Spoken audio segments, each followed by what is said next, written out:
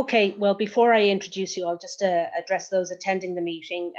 Just to remind you, 2 points. One is that, as always, we're using new technology. So if any issues occur, please bear with us while we deal with them.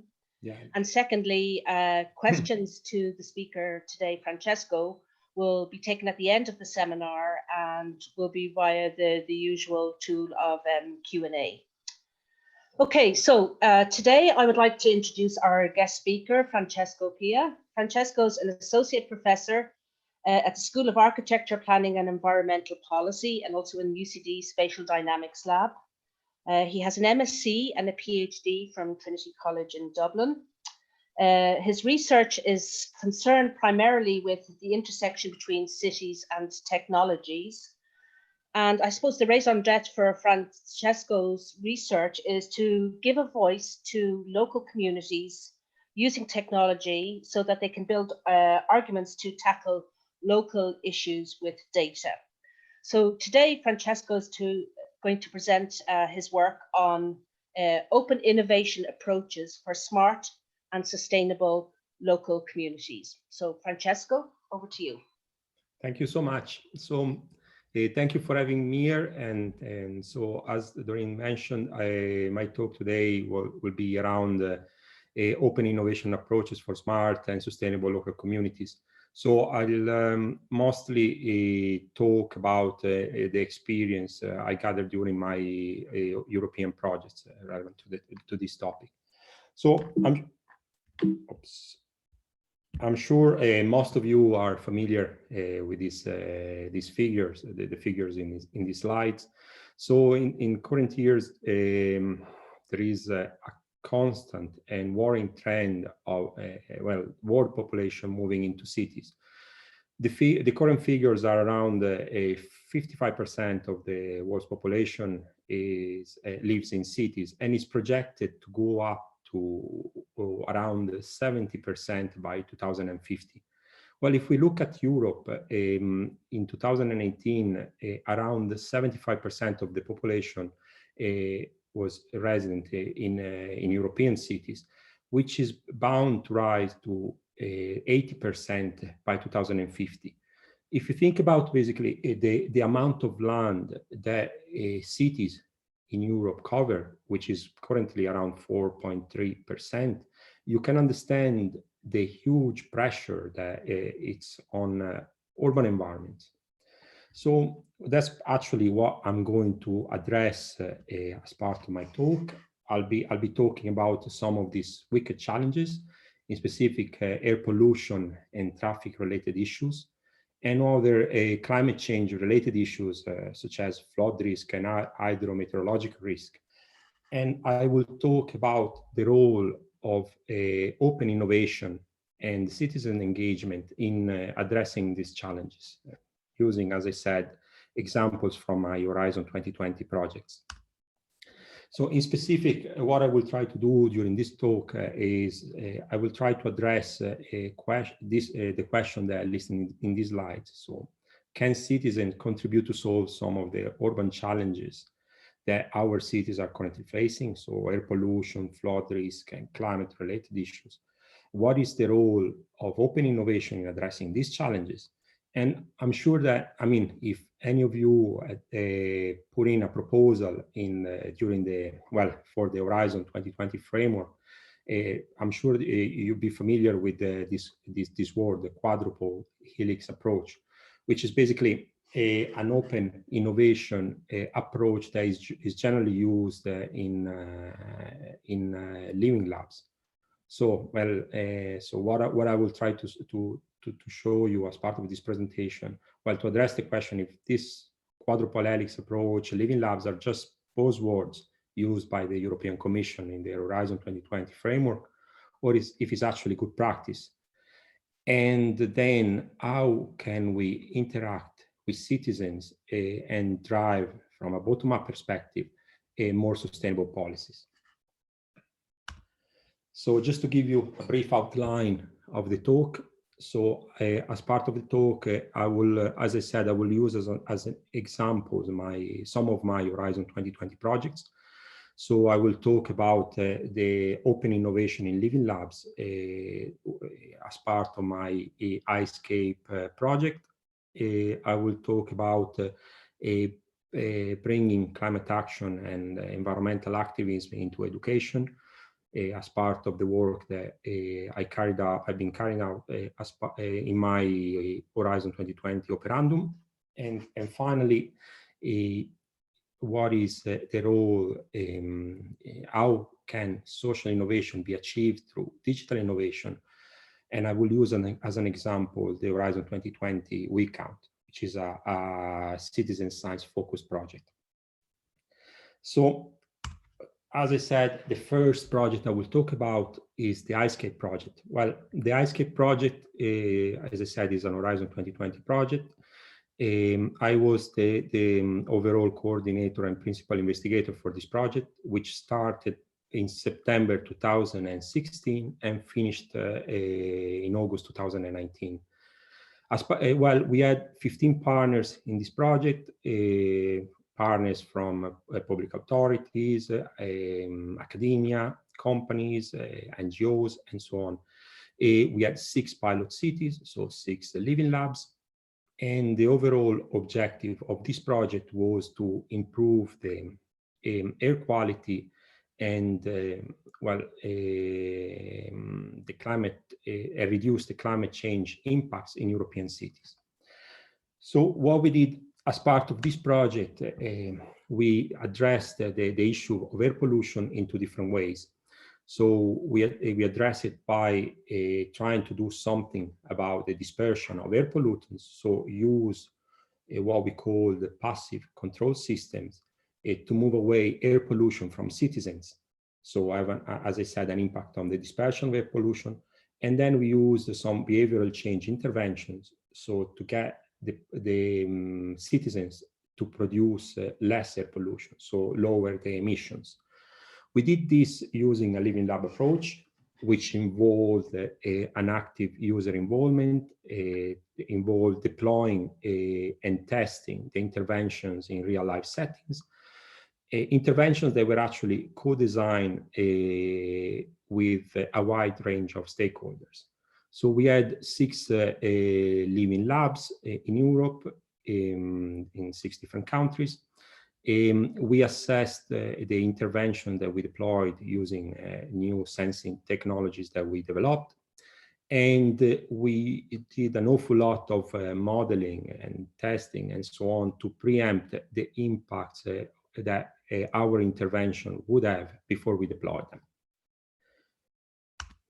So just to give you a bit more information about the interventions, we deploy this, what we call, as I said, passive control systems, where passive control systems are basically pieces of green infrastructure. As well, to use another buzzword from the European Commission, are what the European Commission called nature-based solutions. So they go from roadside hedges, trees, to something, green roofs, green facades, to something also a wider area level, so parks and so on.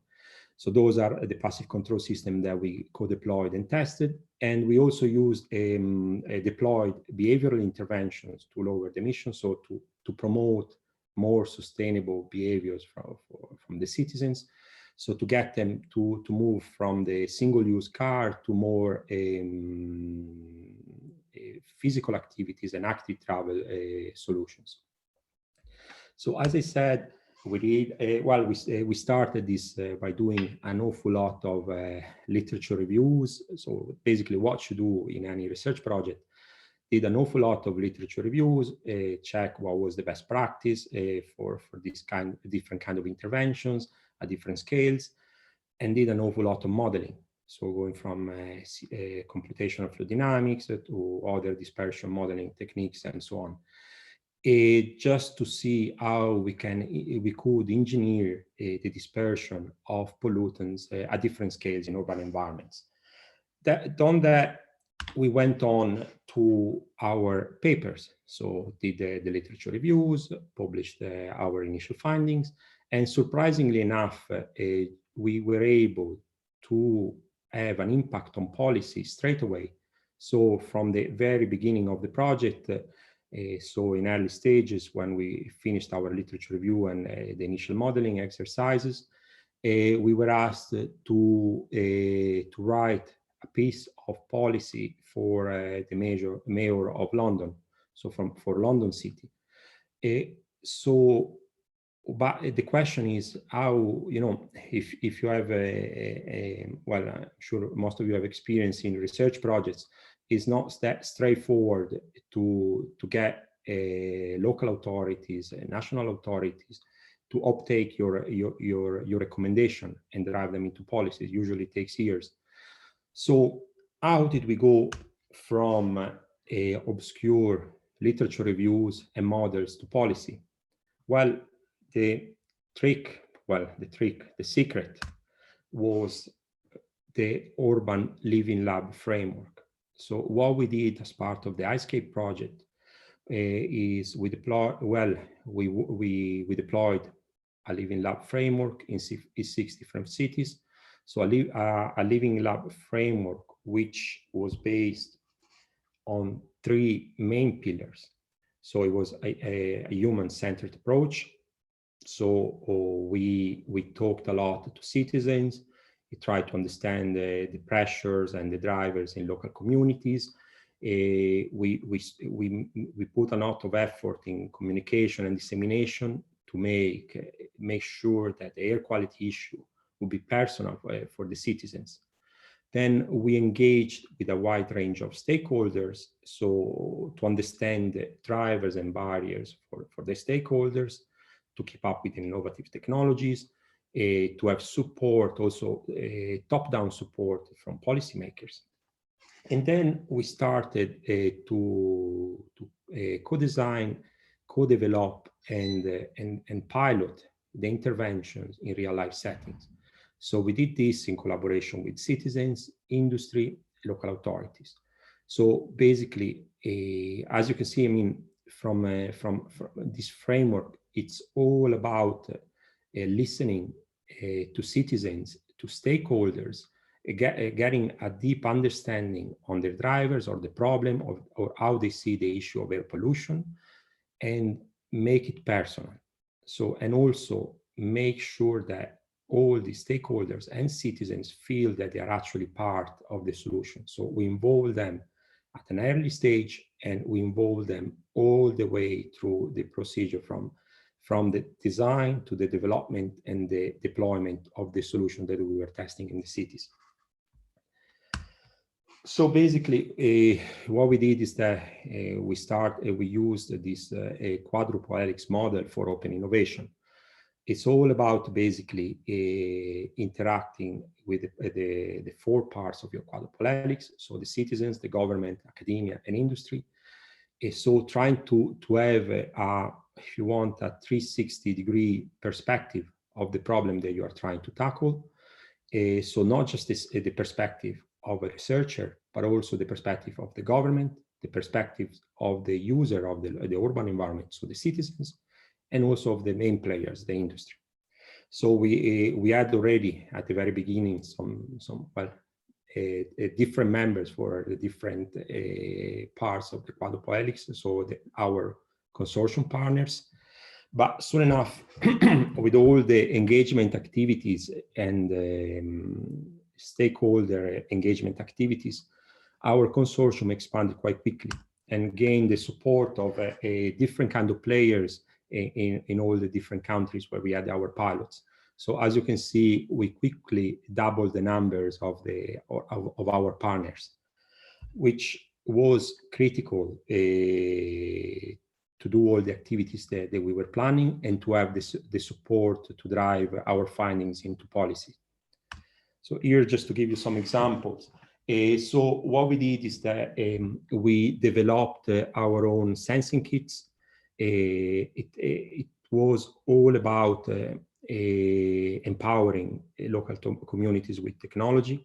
Well, if you think about air pollution, it's very hard to make it personal for local communities, because like in places like Dublin, where there is rain, wind, it's hard. I mean, you don't see the smog visually. You know, you are not able to see the air pollution like it might happen in other European cities like Milan or Paris or London.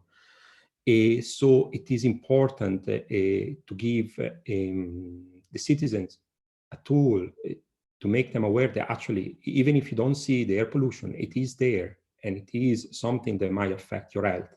Okay, so basically what we did is that we spent a lot of time in developing, in testing and fine-tuning this low-cost air quality kit.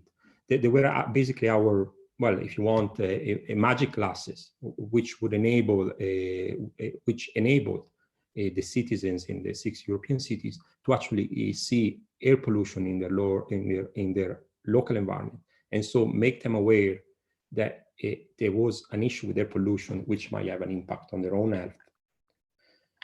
Then we started, what that was mostly in Dublin. We did an awful lot of activities in local schools.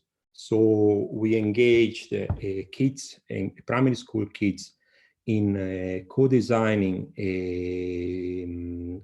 activities. So in co-design, we co-design with them solutions, these different kind of passive control systems. We used Legos as a tool because, I mean, everyone loves Legos. So we thought that would be the best way to interact with the kids and also to have fun ourselves and start to co-design these interventions with the kids. The kids came out with a lot of good ideas, but it was, I mean, the whole exercise was not about the actual co-design of the solution, but it was mostly about making sure that the kids would feel part of the solution themselves. So they make sure that the kids would feel that they had an active role in improving the local air quality in their own city. So basically, the result of these activities were just that the kids went back home and, well, it gave a very awful time to the parents to be walked to school rather than go on. They go by car for a 200 or 300 meter trip. Then it's not just enough if you want to drive your results into policies. Is not just enough to make the citizens aware of the problem and to get their support to push these actions, you know, to push this recommendation, but you need also to make the planners more willing to listen. So what we did is we engaged all the local authorities in this Living Lab framework. We ran several workshops, got them to attend Open Living Lab days organized by the European Network of Living Labs, and get them basically to understand this Living Lab mentality and approach. Then we provide them with tools, so a guidebook to implement this living lab framework in the city, a step-by-step guide, so some visuals, some tools to use also with local communities. And finally, we also provide a set of policy briefs, so very concise recommendations that they could implement using this living lab framework. And finally, we did a lot of activities on the ground. It was about driving behavioral change, but it was also about understanding barriers and leverage drivers. So we worked a lot with local communities, we worked a lot with citizens, we worked a lot with local authorities, experimenting, hacking, playing, doing any sort of stuff to understand barriers and drivers. Here in the pictures, you can see some of the stuff we did around Europe. On the top left corner is our Wandering Tree initiative. So we asked, we put 20, 30 trees in pots with wheels, and basically engage the local community in Bottrop to create pop-up parks. And so to push around the trees and create pop-up parks around the city. We engaged them also with planning games. In Dublin, we did, as I said, a lot of activities with the kids. We ran hackathons in university to act the air pollution issue. We did activities with local communities where we played with them and explained how they could actually have an impact themselves on local air quality.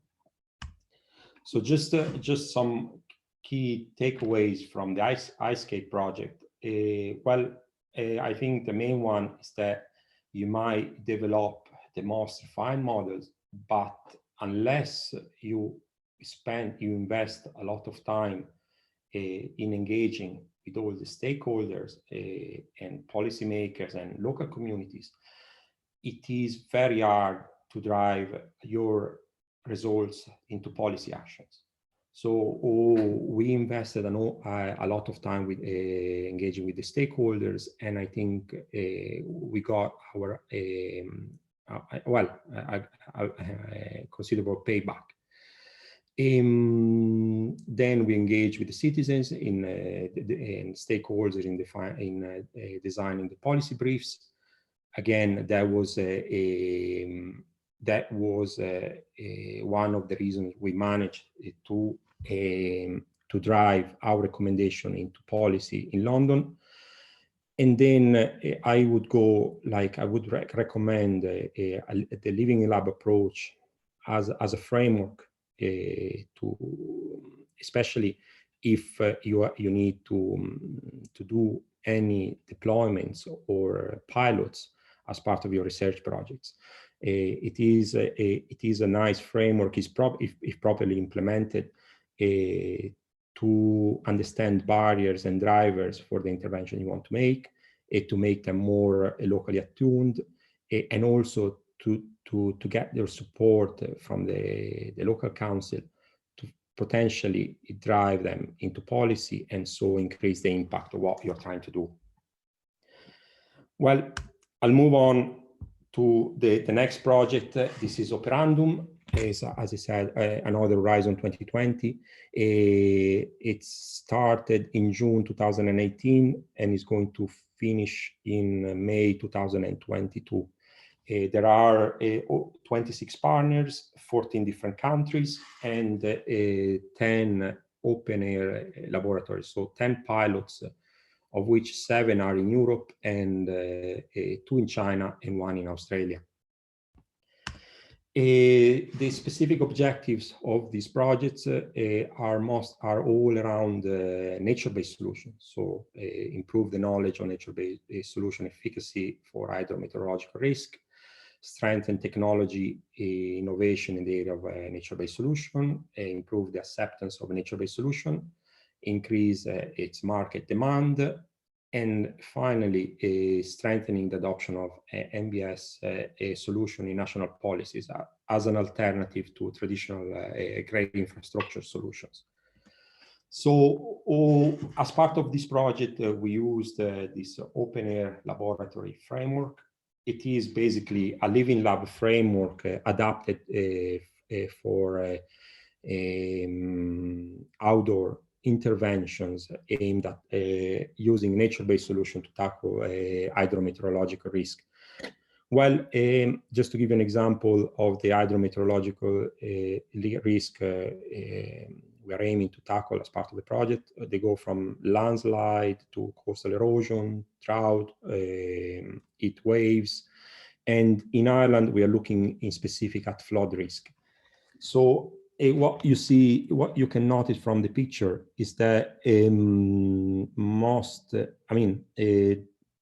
6 out of 7 of the OAL open air labs in Europe are in rural environments. The only European open air laboratory that it is in urban settings is the one in Dublin, which it presents, as we will see later, presents some advantages, but also an awful lot of challenges that we'll discuss later.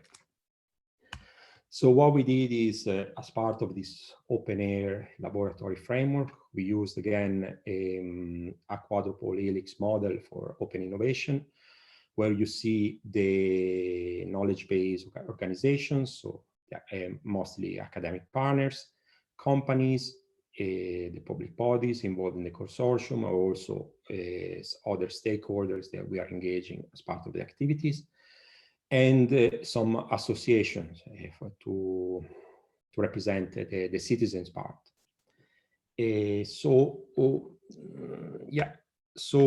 As part of this framework, our plans for Dublin, the initial plans were to use this open innovation and participatory approach with local authorities and high-level stakeholders to co-design and co-develop and co-monitor and so on the solutions.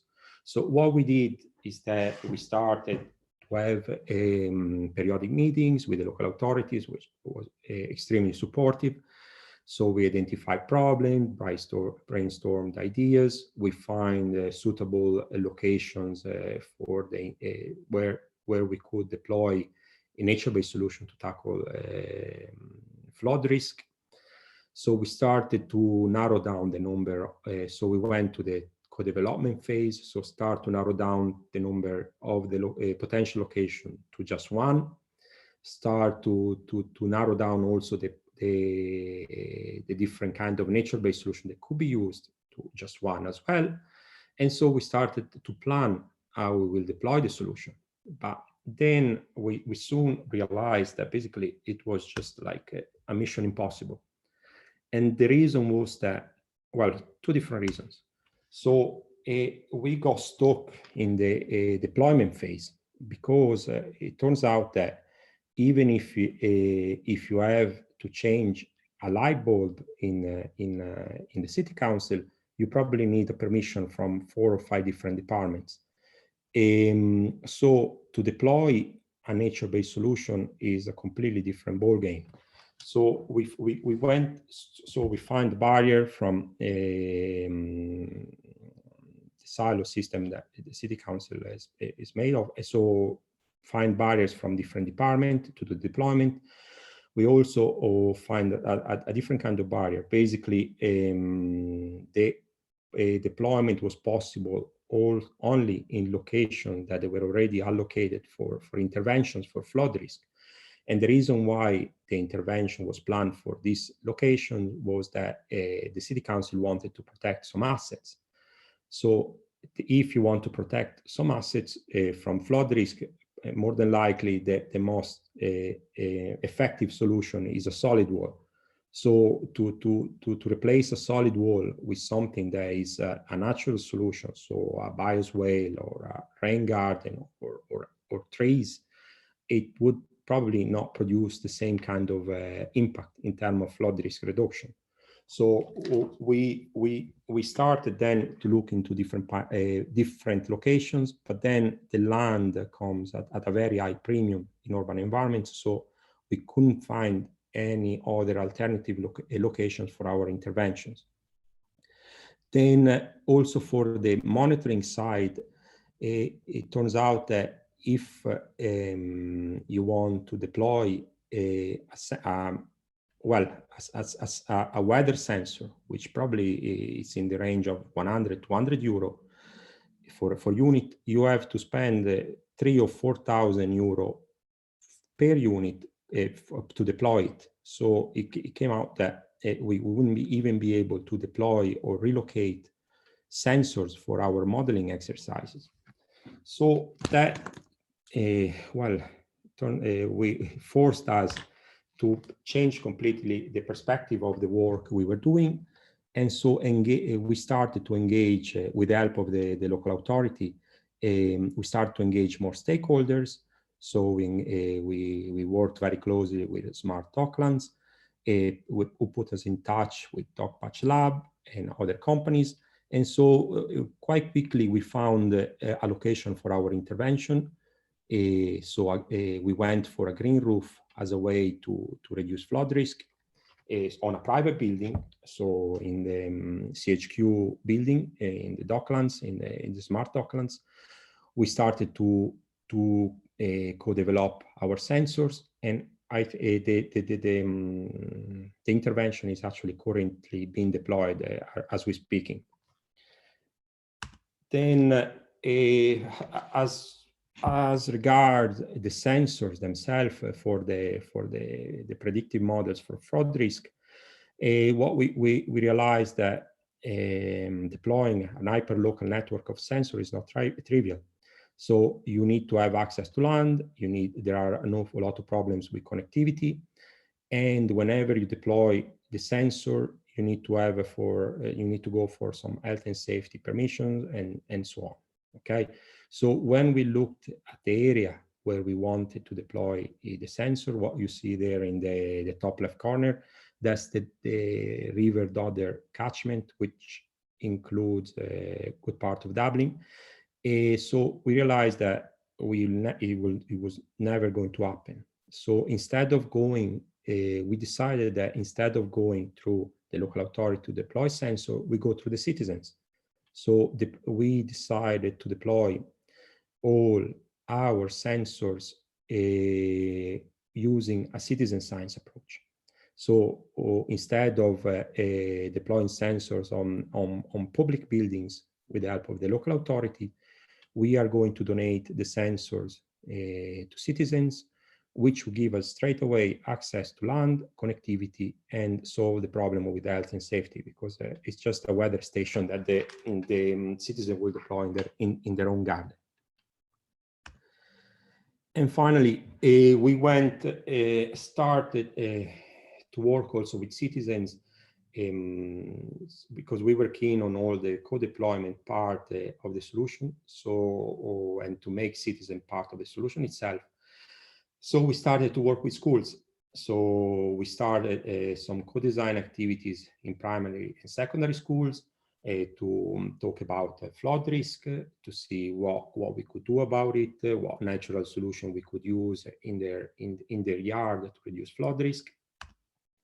So the kids were super active, came up with fantastic ideas. Well, some of them, maybe they're not that practical, like the treehouse, but all the other ideas were, I mean, they were fantastic. So we started to plan the solutions to narrow them down. So that was done 2 weeks ago. And then in the next 2 weeks, what we will do is that we'll go in the schools with tools, plans, and so on, and co-deploy the solutions to flood risk with the kids, and then provide them with some basic sensors so they can see the impact that their solution could have on a local level. Obviously, I mean, you can understand yourself, I mean, a solution that a nature-based solution that will be deployed in a school with primary or secondary school kids will be of a very limited scale. So the actual impact on flood risk will be quite limited. But I say the impact of the work, the making the children aware of the issue and make them feel part of a solution has a huge impact in terms of behavioral change. Then my hope is that they will bring back a message home, asking the parents not to, I mean, have a concrete garden, but have some more natural assets in their own garden, and so expand the impacts, or maybe also in their future work when they become adults. So expand this kind of impact on the long term. So, well, some key takeaways from this project. Well, after a year of hard work, we learned that too open innovation might not work with local authorities because of their own rigid structures. And so anyway, that sometimes also it's not just about the size of the intervention that you deploy to have an impact on specific environmental problems, but sometimes it's more about working with the local communities.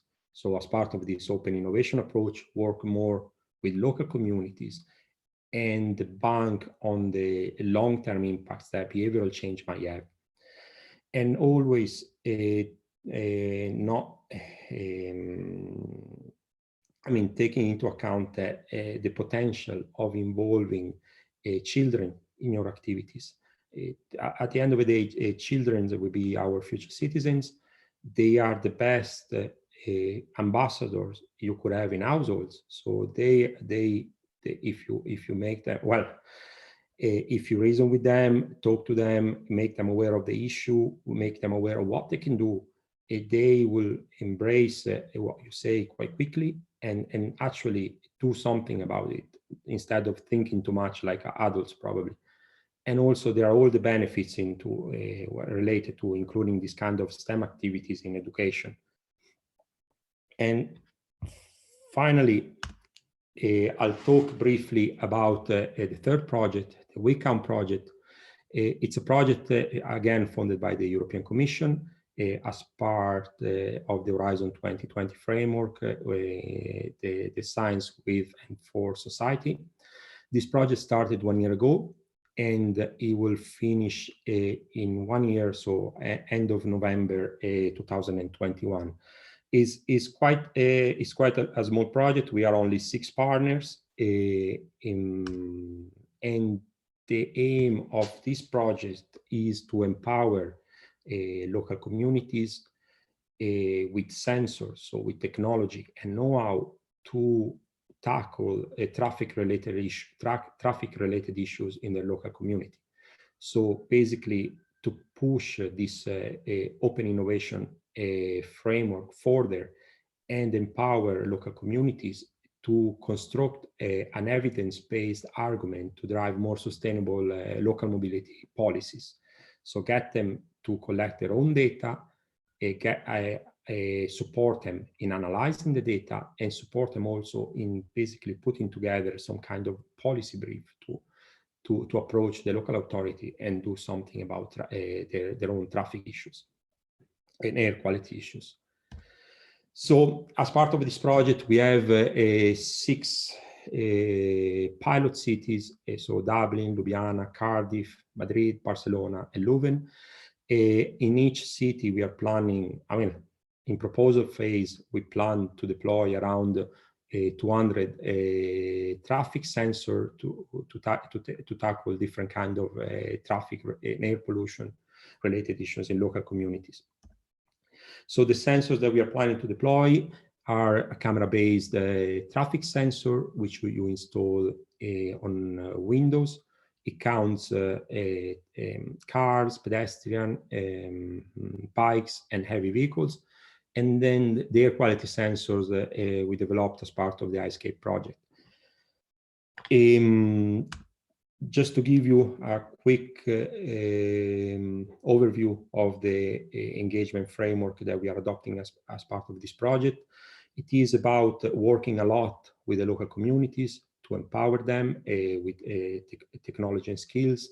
So it is all about understanding, deeply understanding how they perceive the issue of traffic and air pollution, and what are the relevant stakeholders in their area to target this kind of issue. It is about co-designing together with them a data collection protocol to give them the sensors and ensure that they understand how it's going to work on the long term, so that they are that the sensor will be used to tackle their own issues. So this is critical because to have a long-term deployment of the sensor themselves. So then we start collecting this is collecting quantitative data, but also qualitative data. So we'll ask them to fill in some kind of a diary to collect qualitative data about traffic. So to add some metadata to the traffic data we are collecting with the sensors. Then we support them. So we follow up with a lot of data analysis and awareness activities. And finally, we support them in putting together an argument to put forward with the local authority to do something about their local traffic issue. Again, so what we did here in Dublin is, the first thing is, when I realized what I promised in proposal phase to deploy 200 sensors with citizens, I got a bit worried because where to find these 200 citizens to take my sensors. So I started to engage with the local authorities to see if they could support me with networking activities. So I got a lot of support from Dublin, Fingal, Daliri, and so on. Got a lot of support also from the Irish Environmental Protection Agency that supported me to buy more sensors. Then got linked up to citizens, so started to talk to the local communities, different kind of local communities, activists, environmental activists, trying to see what are their drivers, talk to the local communities and see what are their own issues. And soon enough, I realized that one thing was a lot of local communities had similar issues related to traffic, and they were all around traffic around schools. So we started to engage also with schools, different kind of schools, we are going to run workshops again with kids and get them to, get their families to deploy our sensors, and engage also with industry players to further increase the impact. But turns out that, as I said, be careful what you wish for, because now instead of deploying 200 sensors, I'm leaning more towards the 500. So which will be a logistic nightmare in this pandemic. But I'm sure that's the beauty also of engaging with so many stakeholders. Then hopefully I'll get support also for that. So finally, just to close down, I'm running short of time. Just the importance, what emerged from this project is the importance of technology and new skills in activating local communities and empowering them to drive more sustainable policies. Again, the importance of social media and other communication channels when you are trying to deploy this open innovation framework. So you can do innovation as much as you want, but if citizens are not aware of it, you're not going anywhere. So plan your communication channels quite well. And I guess finally, if you want to have put pressure on policymakers, definitely go through the citizens. I think one of the reasons all the local authorities were very keen to support and listen was that they saw the potential in citizen engagement of this project. So just to close up and go to the initial questions. I guess I hope that these slides made you reflect a bit on the Living Lab approach and this quadruple helix approach of open innovation as a way, as good practice to drive change. So, and also to drive impact in terms of environmental issues in urban environments. And I think, from my own perspective, this Living Lab framework was key in driving the success of the projects, the European projects I'm running, the iScape, the Operandum, the WeCount, and others, and also to drive, the results that I'm producing in local policies. So, with this, I'll close it and I'll open it up to questions. So thank you so much. And I think I'll finish just in time. Okay, thank you, Francesco. Okay, well, waiting for questions to come in. I was quite interested in your in the quadruple helix model that you had in a number of your projects, and it seems to me that it's all about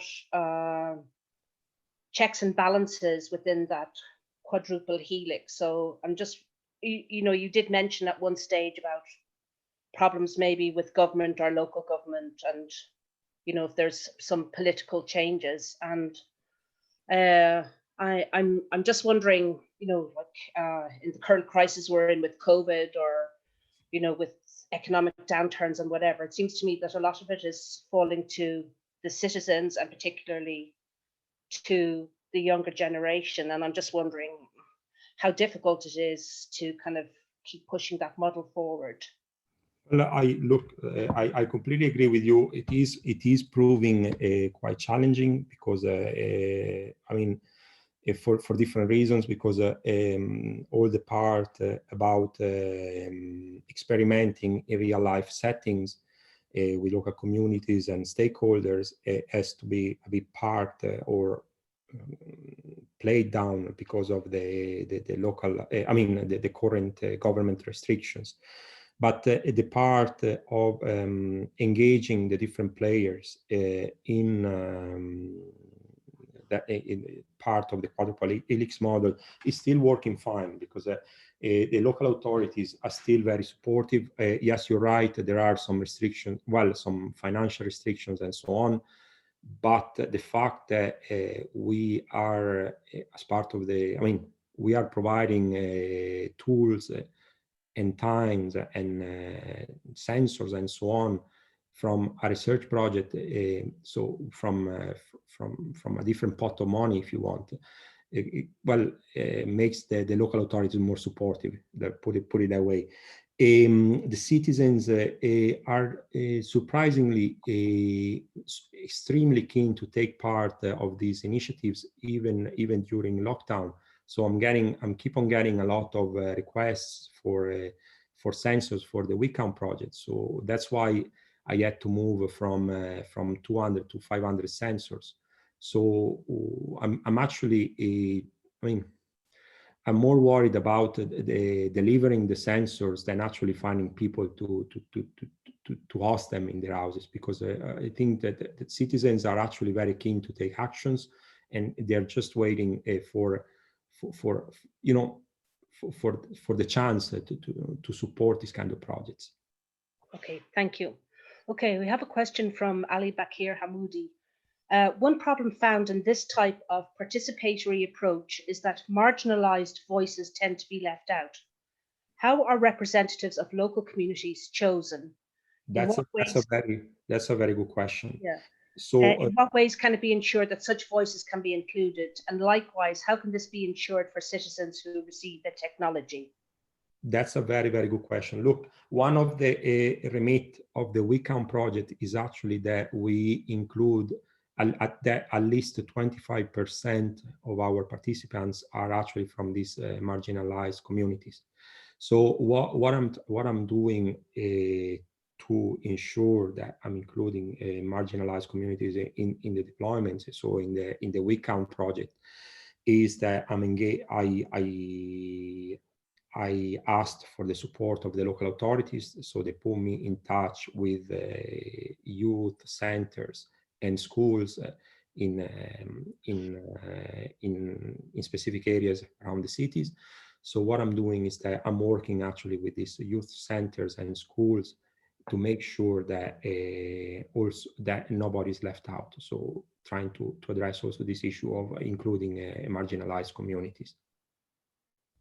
Okay, and does this then address Ali's other concern, which is about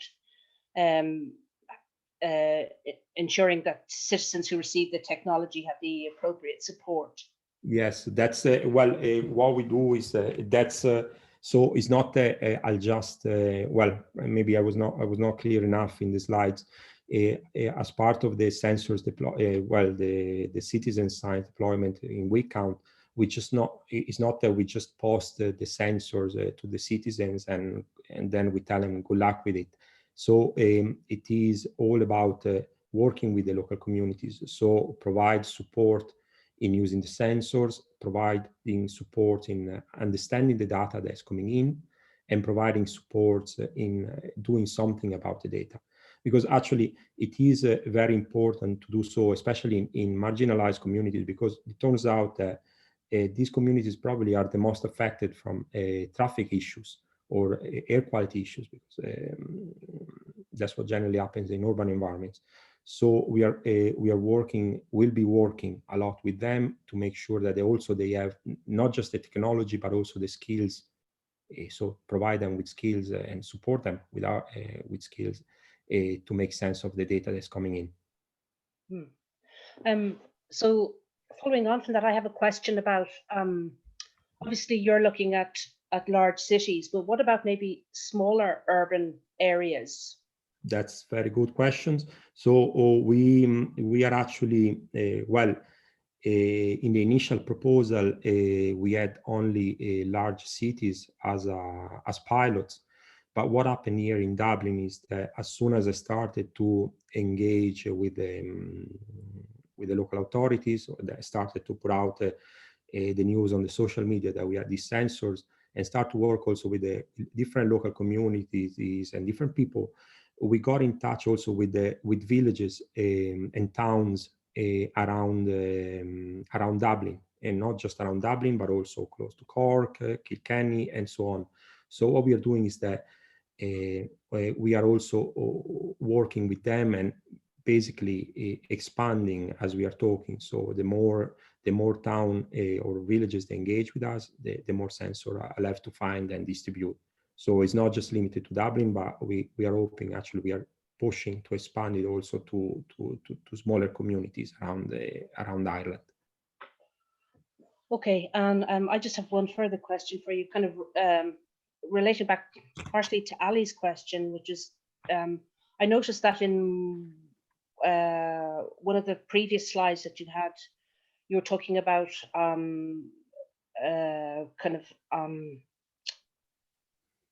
energy and so on, and I was just wondering about, there could be, there's such a big divide maybe with some of the people that are being recruited. Like, I'm just thinking in terms of issue of like fuel poverty, and when we have done some stuff at the Geary Institute for Public Policy on environmental taxes and so on, there is a big disconnect between those who are suffering kind of fuel poverty and seeing a bigger picture and maybe redistribution. And I'm just wondering, I suppose I'm having trouble trying to get to the hub of, or nub of, trying to understand how you're getting buy-in from all these different communities.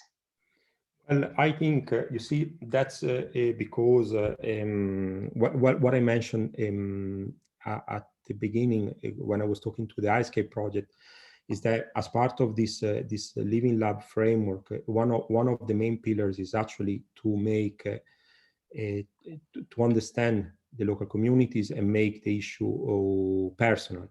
So it is all about trying to work with the local communities, talk to them, see how they perceive air pollution as an example, of flood risk or traffic, try to understand their own perspective, trying to understand what is that it's important for them related to that issue, and also what it will make their livability, enhance the livability in their own area, and so reduce the impacts of that specific issue. So we work with them, talk to them, and that's all. That's why also it's not just about understanding the issue, but it's also about understanding the solution and developing the solution together with them. So then whatever it is that we develop for this local community is not something that is enforced from a top-down perspective, but it's something that we co-created with them. So they are also part of the solution. They gave inputs in the solution themselves, in the solution itself. And so in the hope that whatever we deploy then is more locally attuned. Does it make sense? I know it's not specific to your fuel poverty example, but I was just trying to use more what I did in my project. Okay, that's fine. Now, unfortunately, Francesco, we're out of time, but I'd like to thank you for a fantastic presentation on the projects that you are doing, and we look forward to many more years of research kind of coming down the line. And so thank you for your presentation today, and do stay in contact with the Geary Institute for Public Policy. Thank you, Francesco. Thank you so much for having me here. Thank you. No problem. Bye-bye. Bye.